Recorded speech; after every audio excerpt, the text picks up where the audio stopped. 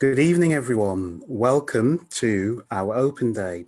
So tonight we're going to launch our website so that you can see what we're doing and what we have been doing. So the best way for us to do that is we're going to take you through a gentle tour of the main pages on the site, and you'll meet the team as we go along. So you are now on our home page. So you can see that we do work with local authorities, which we'll come to later on because I'll be doing that. You'll also be able to see that we provide after-school provision, skills for life and lifelong learning. So you're going to meet the team who are responsible for each of those services that we deliver. But just to kick everything off, we're going to go to our online school, and I'll tell you more about it here.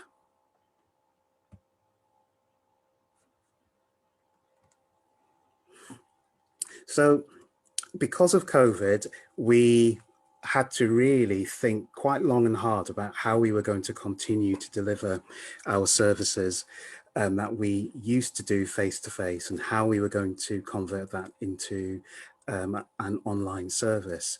So we discovered that using Zoom and using Google Classroom was a really good combination of delivering our live sessions almost face-to-face on our online platform. So this combination of Zoom and Google Classroom is really good for homeschooling because it enables us to do one-to-ones or small group work up to 5 pupils at a time, because we've discovered that small groups work really well for pupil engagement and motivation. So our online provision enables us to really look at tailoring what we provide for the small group settings. So we can work with one-to-ones, obviously 1-to-2s, and up to 1-to-5. So as you can see here, we have creative provision, where we also look at health and well-being and relationships and living in the wider world, sort of PSHE. We have digital music sessions, creative photography, and vlogging. And in terms of the subjects that we teach here, as you can see, we teach KS2 English and Maths, and KS3 and KS4 English, Maths, Physics, Chemistry, and Biology. And we also do online playgroups and school readiness. So Jay will tell you more about that later on, along with the KS2 curriculum. So in terms of our teaching expertise, because it is a small group setting, being able to coach and motivate the pupils has become a really strong specialism of ours. And because, again, we are working with small groups, we can analyze pupil progress much more easily. And that enables us to tailor what we do much more specifically to each of the pupils and students that we work with. So we also have QTS and QTLS registered members of staff, teachers, who some of whom speak other languages, and they are able to use those languages to help scaffold their teaching to maximize the acquisition of academic English. So as you can see, we've got Punjabi, Libyan Arabic, Mbo'o and Befang, Lingala, Afrikaans, Dutch, German, French, and Portuguese. And that list of community languages is growing as we add to our roster of tutors. So we'll tell you more about the language element when we come to the page for local authorities, where we work with young people for whom English is an additional language. So we'll tell you more about that. But prices. So I'm going to hand over to Henry Nagufa, who's going to say more about eligibility and help that you can get for our fees. So just before I hand over to Henry, as you can read here, for our group work, we're looking at £5 per hour per child for our group work, 2 to 5 children. And for this, we have a minimum booking per child is for 5 hours. And that equates to 1 hour a day of tuition over a 5-day week. So that comes up to £25. You can also book 2 hours a day over a 5-day period, and that comes up to £50. And then if you wanted just to do one-to-one tuition, then that would go to £25 an hour. As you can see, we have rates for our Easter and summer intensives, and the rate for that is £50 for a 2-hour session per day. So Amber will be talking more about the Easter and summer intensives. We are Ofsted registered, as you can see. So this might be handy for those of you who might be eligible for government assistance with the fees. So on that note, I'm going to hand over to Henry, and I'm just going to click on the government assistance link, and Henry can talk you through that page. Okay, over to you, Henry. You'll need to unmute yourself. Okay, thank you, Ornette, and good evening, everyone. So as Ornette has already explained in terms of our prices, so in terms of our prices, we've kept it where we've offered the basic price starting from £5 an hour, going up to £25 an hour, and also the range with regard to our holiday provision. So we recognise that to be able to afford some of these prices, that we can offer subsidy and support through the government schemes. As you may be aware, that there are a range of government schemes that offer support to pay childcare fees for those who are under 16, which meet certain criteria. So in terms of the criteria, the main one is looking at your income in terms of whether you qualify for universal credit. So in order to check whether you qualify for the universal credit, the clear link on our website that will bring you to the government website, and that will enable you to check in terms of what support is available. And the support is available for those where the parents are both working, and then because they're both working and the child needs that additional childcare support after school, then as Ornette mentioned before, because we are now registered with Ofsted as an approved provider, you are able then to claim back the fees.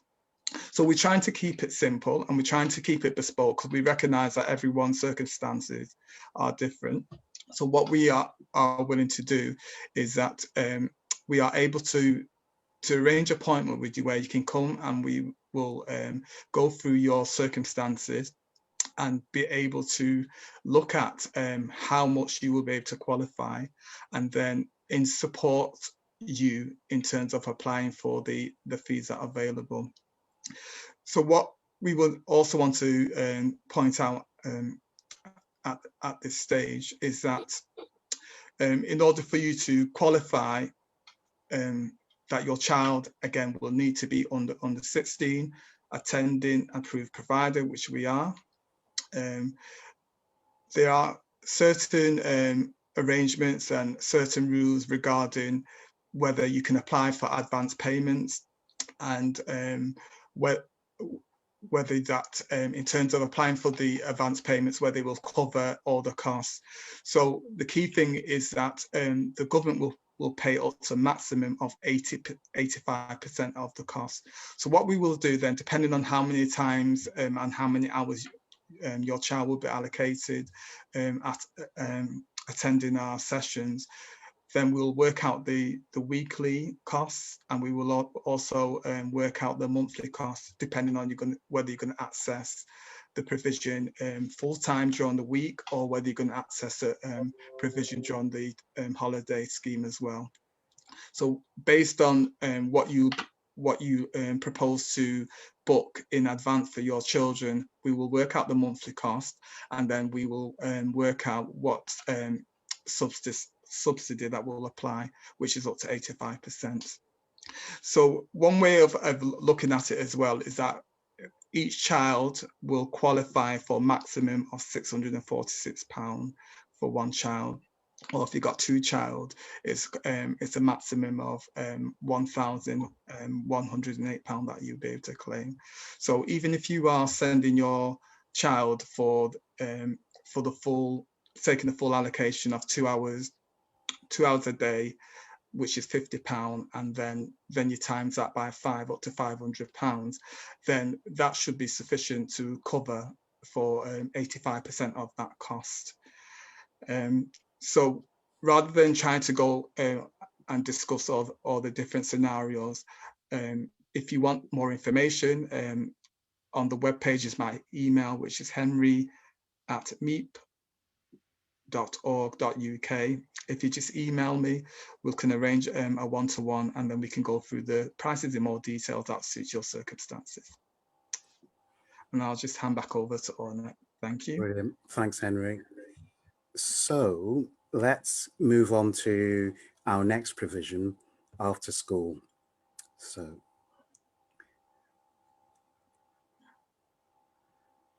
Jumoke Quadri, one of our directors, will be introducing you to what we do, and also Amber Abisai will be telling us about our Easter intensive. So over to you, Jay. Hi, I'm Jay. Good evening, everyone. Thank you, Ornette.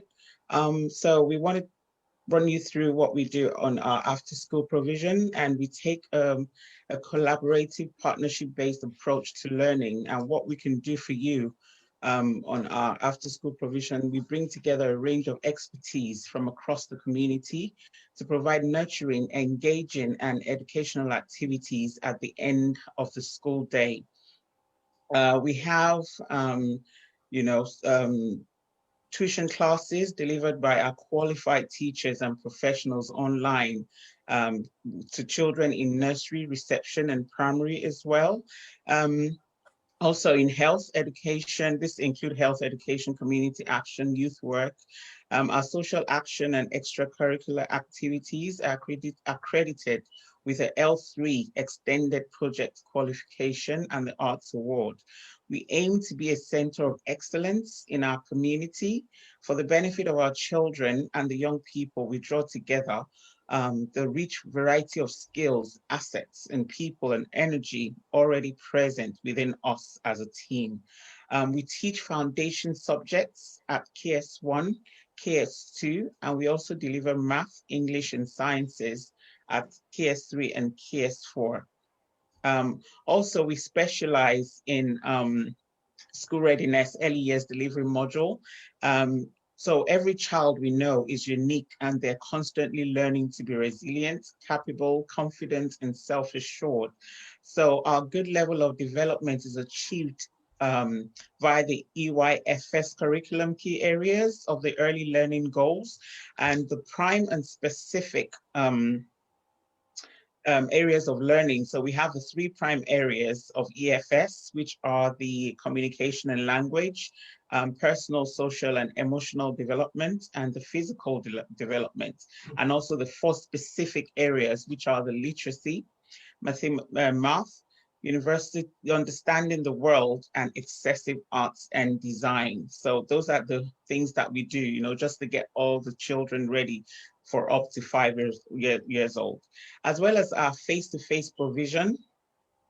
Just bear with me 1 second. Yeah, via our MEaP Academy online school, we have developed an Ofsted registered offer of free part-time childcare places for 2 to 3 years olds, and playgroup provision for up to 5 years old during the day.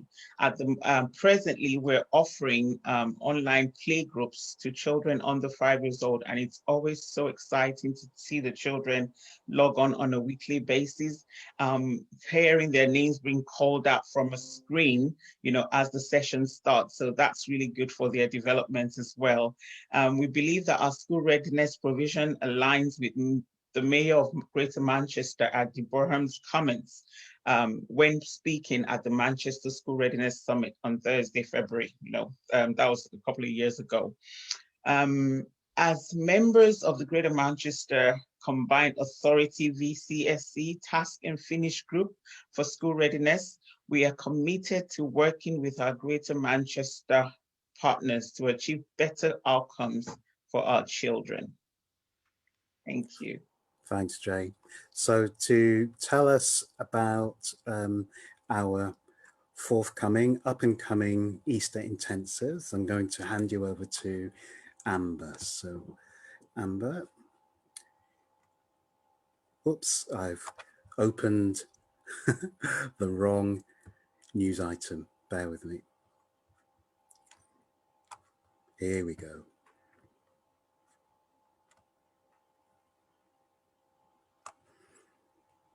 Right, so here's a flyer for our Easter intensives, which are coming up in April, at the beginning of April.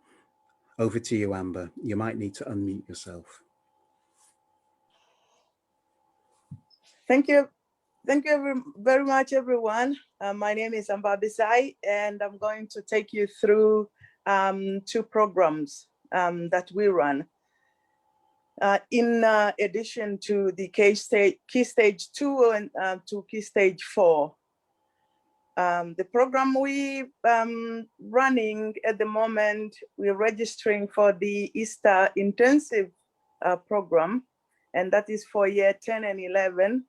But we also make it exceptional for year 9, because some students in year 9 are quite capable of doing year 10 work. And this has been really a very demanding program, because parents and young people find it very helpful to prepare for the GCS exams in May, June. The program is going to start on the 5th of April to the 16th. It's a 2 weeks during Easter holiday.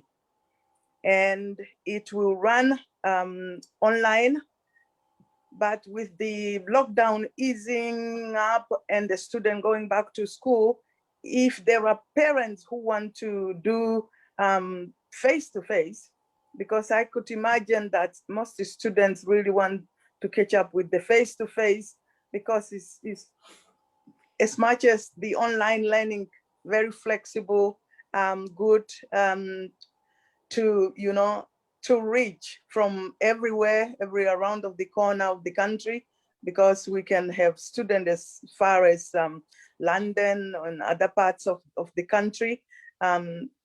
Face-to-face appear to be really also a helpful mode of delivering education. But for that, we can determine, depends on the registration.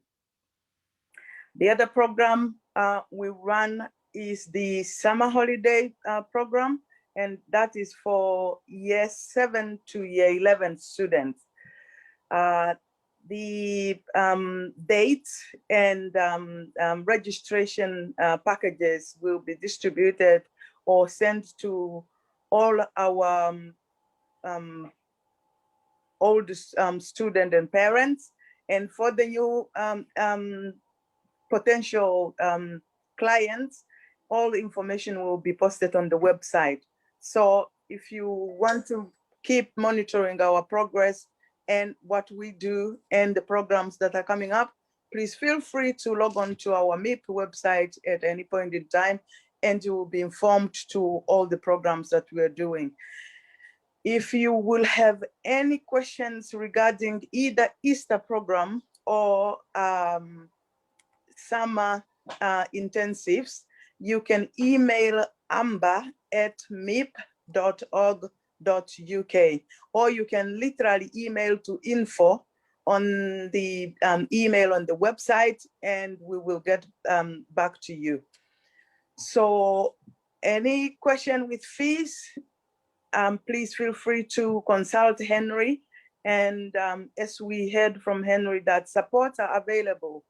Let us not just keep back because we are not able to afford the fees. The government actually help parents, and every child is qualified for this kind of support. So please contact Henry, and he will be of support to whatever queries you have regarding fees. Thank you very much. Oh, thank you, Amber. Thank you very much for that. So the next service that we want to talk you through is Skills for Life. So Henry's going to talk you through some of this. So over to you, sir.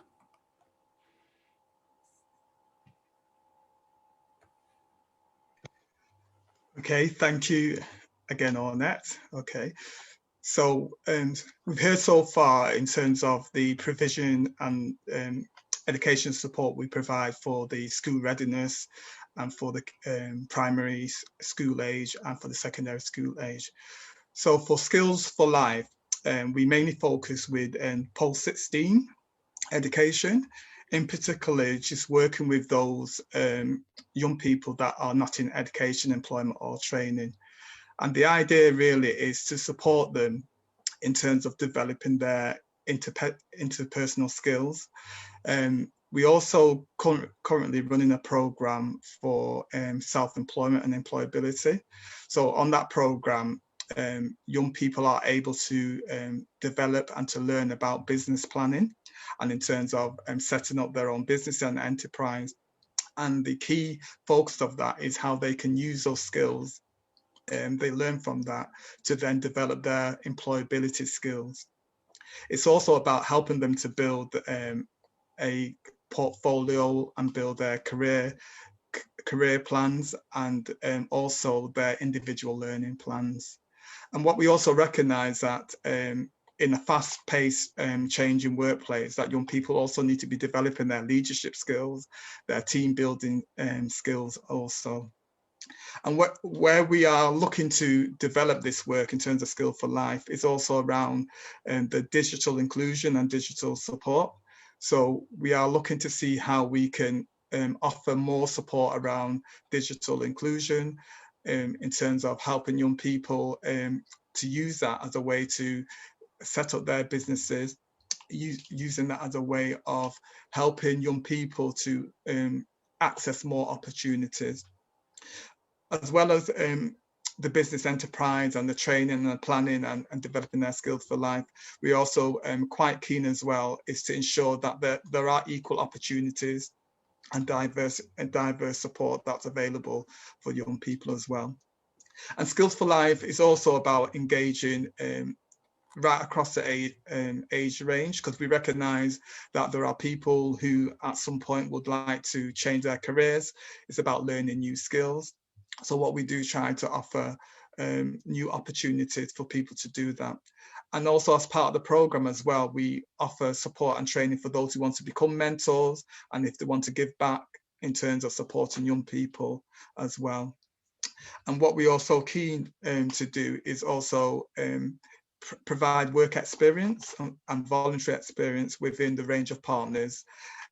So one of the key things we do is we offer work experience with through our charity projects at Highway Hope, for example, where they may be able to learn skills in customer service and retail.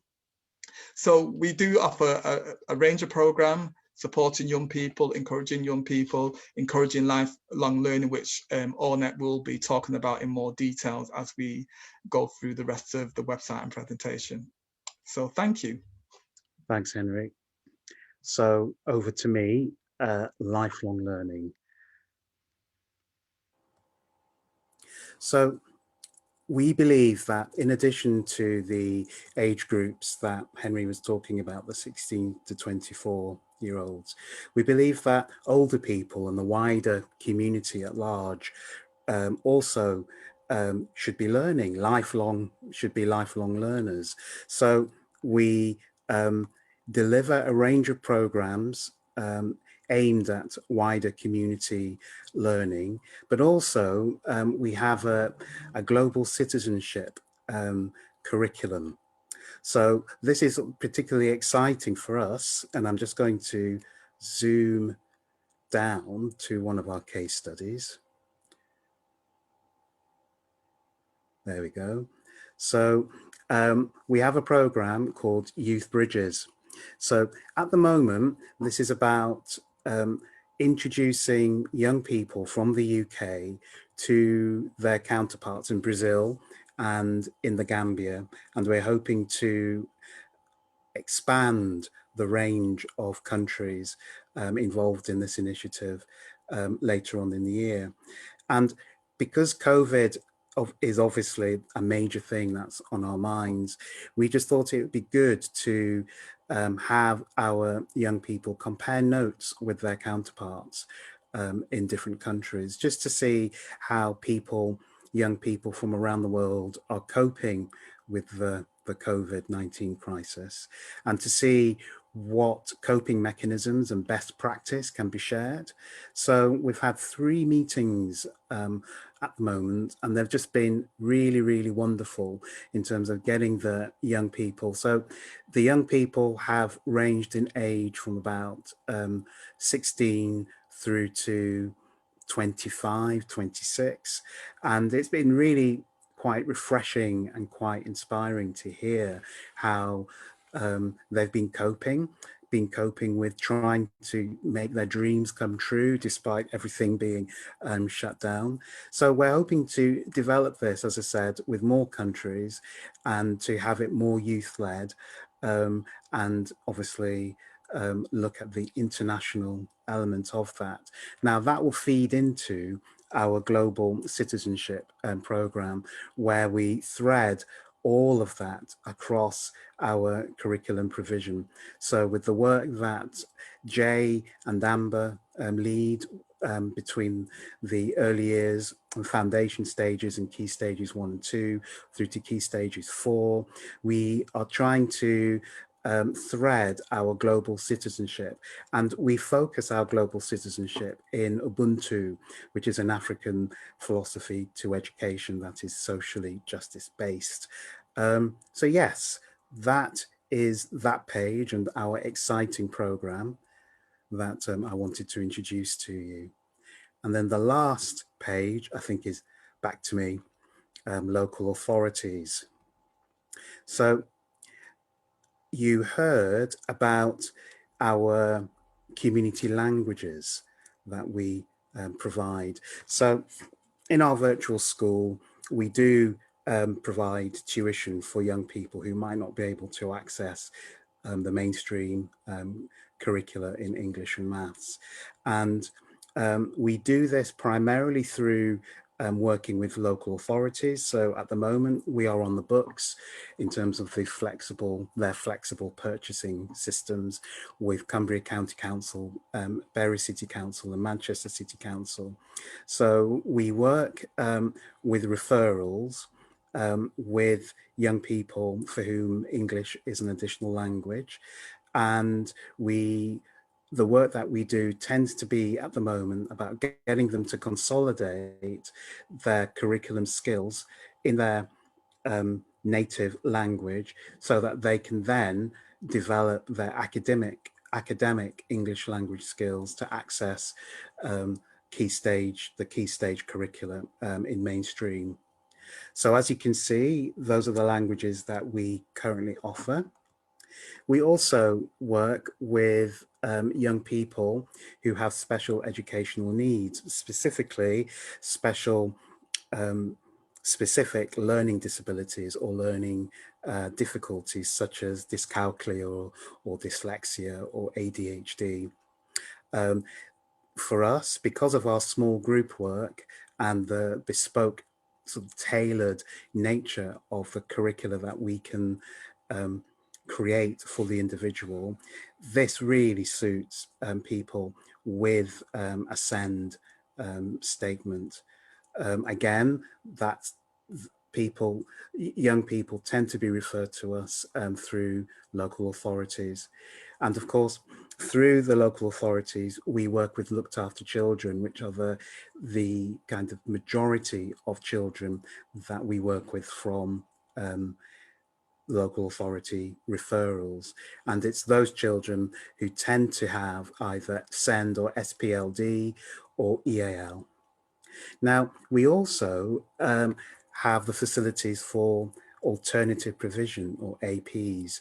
So the curriculum, as you can see, are just the usual sort of key requirements that you would expect to see. So key stage 3 and 4, English, maths, sciences, ICT and citizenship, all to GCSE. And we also deliver vocational subjects, sports and leisure, health and social care, youth and community, education, studies and teaching, arts and creative subjects, all to level 2. So the vocational subjects are led by our community contacts, because those are the areas that we have firm contact in the community.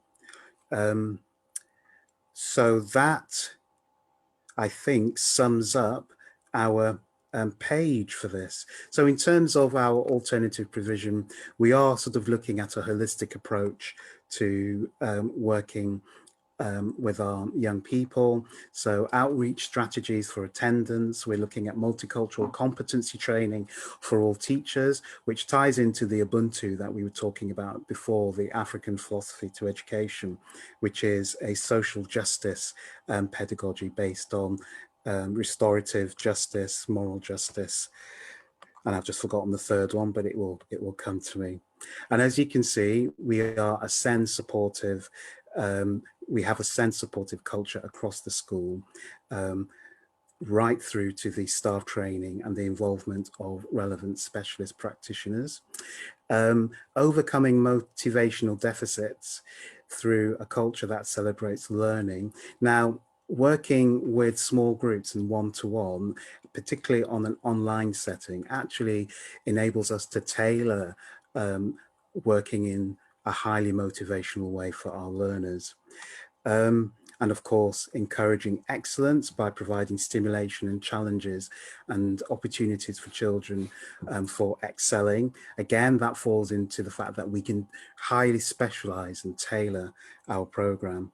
So we also try to support the family. So for us, working in partnership with families is incredibly important, because we want there to be an atmosphere of learning in the family and the home setting, so that outside of our lessons online, in partnership with families, we can devise what are called asynchronous sessions. So asynchronous just means taking place not at the same time as the live sessions. So homework would be asynchronous. So we are very keen to encourage project working with families that can support the live work that we do online with young people. But of course, this means that we do have to understand and support the family situation.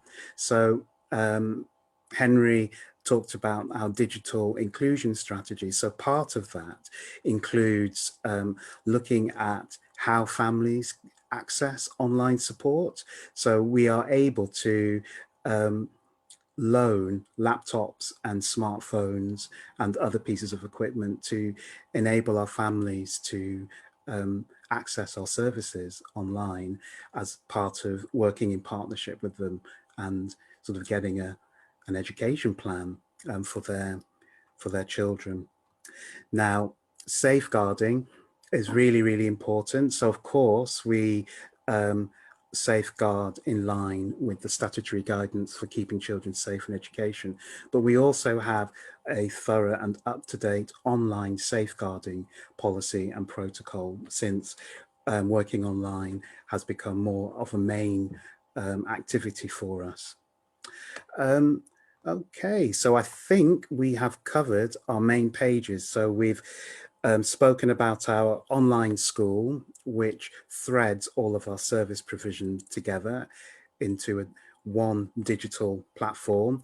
We've spoken about our after-school provision through KS1 through to KS4 with early years and play, and with our Easter and summer programs. We've spoken about our Skills for Life programs, which are for the not in education, employment or training, to kind of help them with their employability skills. We've spoken a little bit about our lifelong learning for the wider community, but also outlining our global citizenship program, and we've just touched on our local authorities and commissioners programs as well. So I think that wraps up the launch of our site, but also our services. So I think if you are interested in any of the programs, I'm just going to see if I can take you back to our homepage where you can contact us here and just drop us a line. So I'm just going to open up our contact page. So yes, if you have any further queries or information or any ideas that you'd like to share with us as a team, please submit them here and we will endeavour to get back to you as quickly as possible. Right. I'm just going to stop sharing for the time being and just see who we have.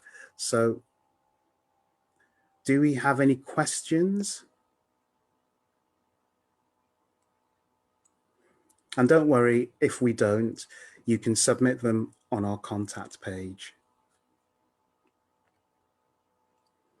Do we have anything else to add, team? Would you like to say anything else? Just thank you for joining us. And if you're going to be watching this outside the live session, as Ornette said, you feel free to contact us and to get in touch, and we will do what we can to help you and support you. Great. And I just want to add to the parents that all the registration online. If anyone wants to register, please complete the form or expression of interest, and we will get back to you. And all the forms are online, so there will be no problems whatsoever. And if you may be not quite sure or how to assess those forms, just give us a click and we will get back to you to support. Thank you, Amber. As you can see, there's the expression of interest button at the foot of the after school provision page. And then you just tick the things that you're interested in and provide your details and then submit. So that's the expression of interest form Amber was mentioning. Any other things to add, team? Just to say thank you for joining and listening to us this evening. We make education a priority, as our name implies. So whatever program that you'd want to be part of, just reach out to us and we're available. Thank you. Great, thank you. Right, anything else to add? And if there isn't, I would like to thank you all for joining us on our launch and on our open day. So we hope to see you with some of our programs, especially our Easter intensives coming up in April. All right then, thank you, and I wish you all a good night. Bye for now. Ciao. Bye.